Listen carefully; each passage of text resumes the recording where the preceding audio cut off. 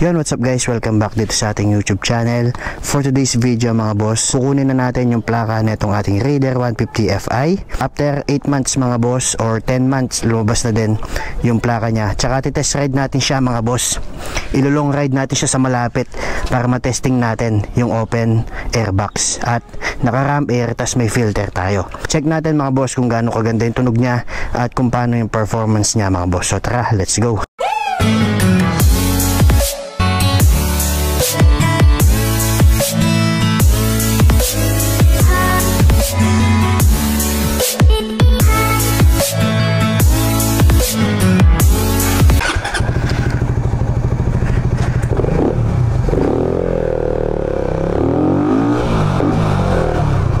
Go, testingin na natin siya mga boss.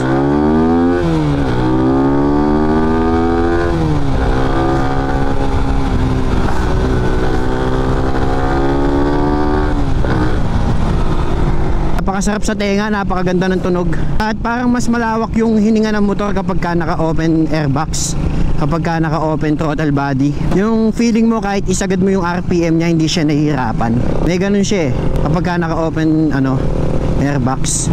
Minsan kasi kapag ka yung airbox natin guys, yung stock pa din, yung naka-close, parang kapag ka sumasagad yung RPM, parang nahihirapan talaga yung motor.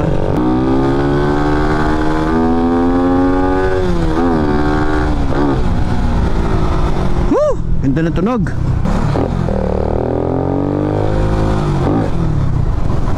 Parang naka-muffler yung motor natin guys dahil sa throttle body. Talaga sumisigaw eh.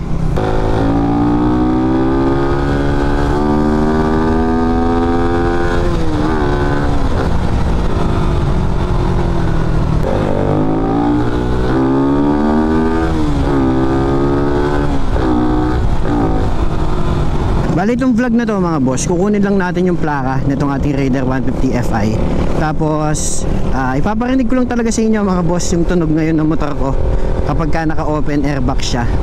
So napakaganda kasi ng tunog guys. So ilulong ride natin siya mga boss sa malapit. De, joke lang. So yun guys, testing lang natin to. Pakinggan nyo lang mga boss yung tunog.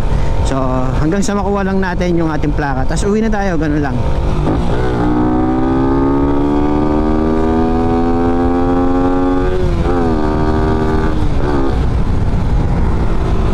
Grabe talaga yung tunog, parang naka-muffler. Solid. Malapit lang naman sa amin yung pagkukuhanan ko ng plaka. Nasa lang 15 kilometers siguro. Medyo nangangawit ako ngayon guys kasi matagal kong hindi ginamit yung motor na to. At siya nga pala mga boss, next month pala. Oo, next month na, mag 1 year na itong ating Raider 150 Fi. Hanggang ngayon 1036 pa lang yung kanyang tinakbo. Yung mga scooter ko ngayon guys, di ko masyadong ginagamit yung NMAX saka yung Honda Click kasi madalang lang ako magmotor ngayon guys. So kapag kayo ng ginagamit ko, naiinip ako. Eto kahit namamalengke ako, ito yung ginagamit ko eh. Kahit medyo nahihirapan ako sa pagbitbit ng mga pinamili ko, ito talaga yung gusto kong ginagamit kasi nakaka-enjoy talaga siya. Hindi siya nakakainip. Kumakambyo ka, kumaklutch, tapos napaka-solid pa ng speed.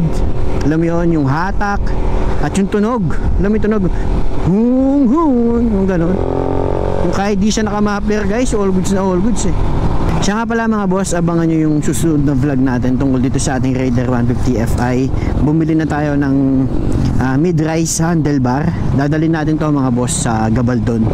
Magyaya tayo ng ride sa mga tropa. Gamitin natin tong ating Raider 150 Fi kahit medyo nakakangawit siyang gamitin sa malayo. Kasi talagang, alam mo, pag nasanay ka dito, ito yung laging ginagamit mo. At ang kagandahan naman guys sa mga motor na ganito, kahit newbie ka lang sa pagmumotor ng manual, hindi naman siya mahirap gamitin. Napakalambot ng clutch, napakalambot ng cambio niya.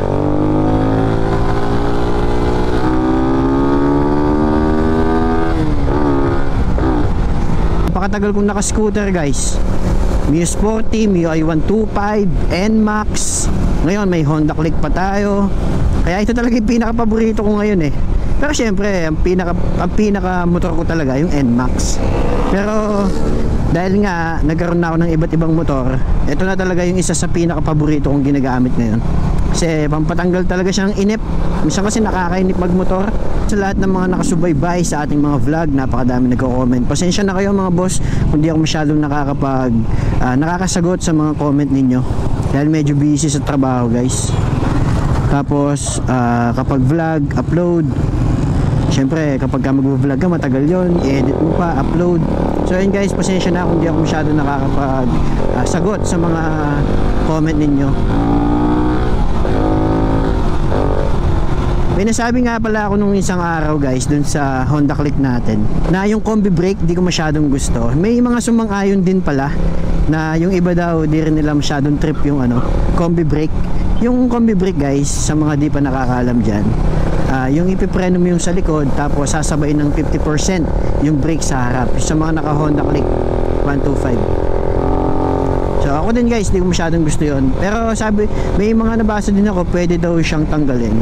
Pero ako, hindi ko siya tinanggal kasi, alam mo yun, parang design yun sa sa motor na yun eh. Sarap gamitin na Raider 150 Fi mga boss. Talagang sulit na sulit tong motor na to. Sniper. Yan guys, isa din sa mga gusto kong motor na yan, Sniper. Gusto ko din magkaroon yan. Sana balang araw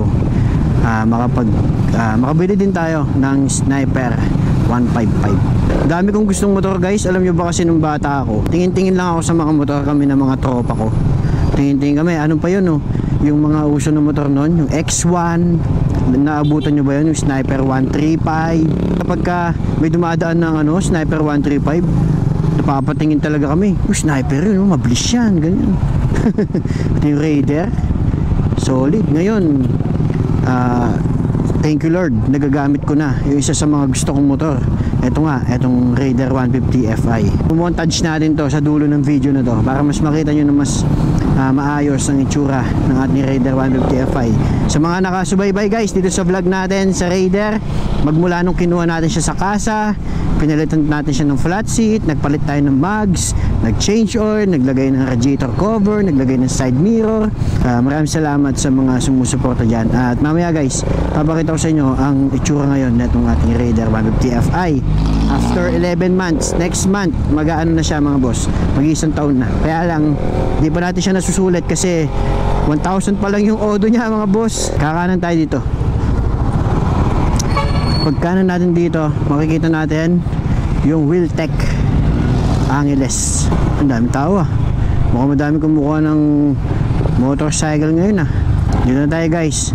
Kunin ko muna yung plaka natin, pero sama ko siyempre. Ito yung gusto ko din guys na kulay, ivory white. Ang ganda pala ito. Alright guys, kuha natin ating plaka. Ito na yung itsura ng motor natin guys, solid, di ba?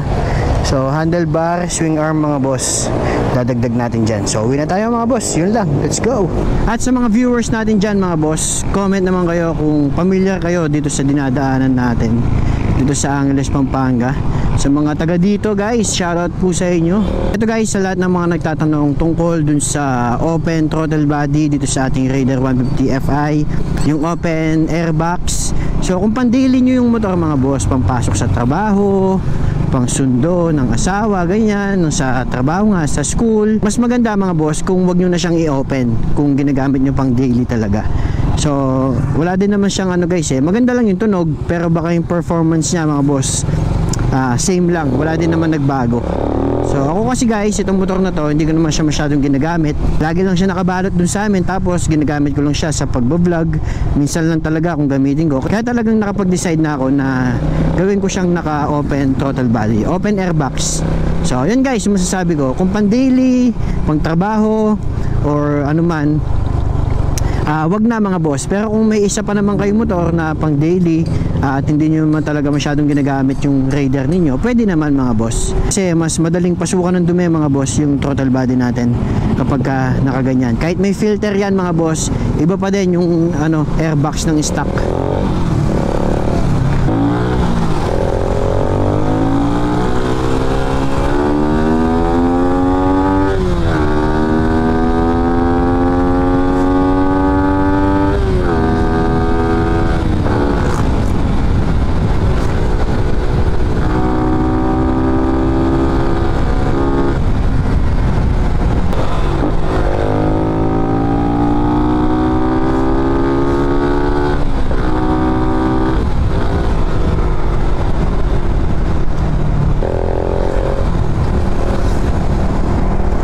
Sarap magmotor.